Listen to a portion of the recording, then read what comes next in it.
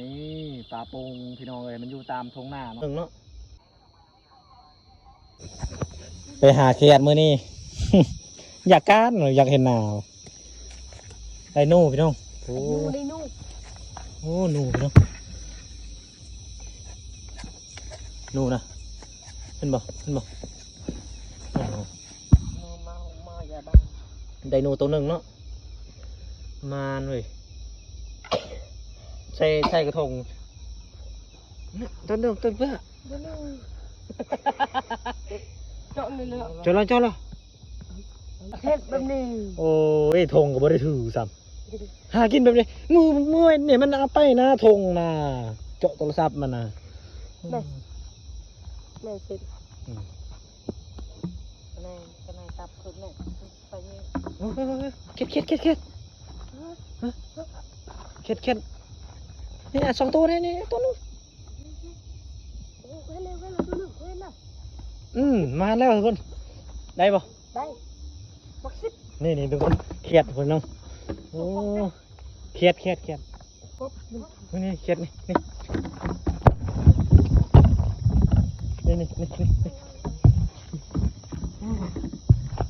โอ้ต้นเนาะตัวโอ้พี่นี่เราได้แล้วพี่น้องเขียดหน้าพี่น้องเลยโอ้ยสิอันไก่ปอกที่บ้านต้องขึ้น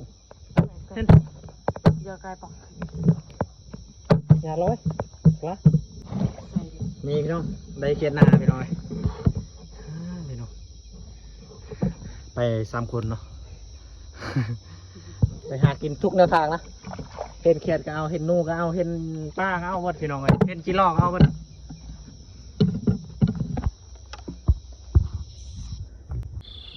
นี่ทุกคนเขาเจอปลาป้งแล้วพี่น้องพี่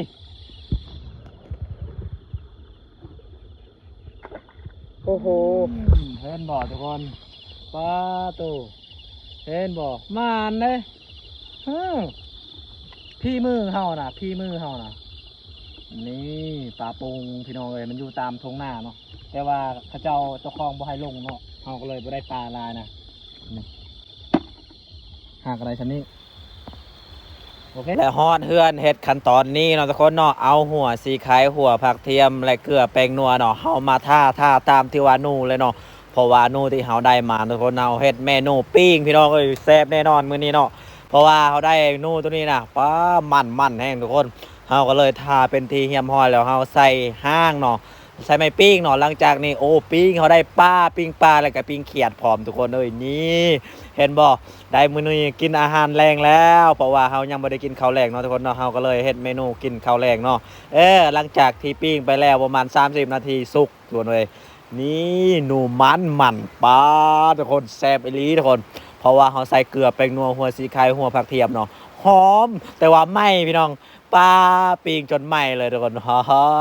นี่รายการนี้เขียดเนาะเขียดกับมันยำนี่ทุกคนเพราะว่ายามเราดูเดือน10เดือน11เดือน12นี่เพราะว่าสัตว์สาวาสิ่งอีกอย่างต่างๆน่ะมันเมื่อทุกคนเวลาเขาเฮ็ดกินเนี่ยแซ่บอันนี้คือปลาดุกและก็ปลาป่งเขาได้เนาะพี่น้องเนาะและตอนนี้ก็กินเขาแต่ละคนเนาะหล่อที่สุดในโลกเลยจิกเลอร์เจียนี่ตอนนี้เขาก็กินดอเนาะอันนี้คือนู่ที่เฮาเอาผ้าเนาะตัดเป็นตอนน้อยๆทุกคนหลังจากนี้เขาก็กินเขาต่อพี่น้องเลยแซ่บแน่นอนเพราะว่าหิวเข่าพี่น้องนี่เขากิน3 คนเท่านี้เนาะชามทีมงานเอาเนี่ยนะบ่ได้ปะกันได้ยามกลางคืนเล่นเกมบางทีบ่ได้เล่นเกมกับไปหากินแบบนี้เลยทุกคนเพราะว่าบ่มีแนวกินกับไปซอกไปหาเนาะหลังจากนี้ก็คลิปมาหมดเพียงเท่านี้เด้อขอบใจหลายๆทุกคนที่รับชมจนจบ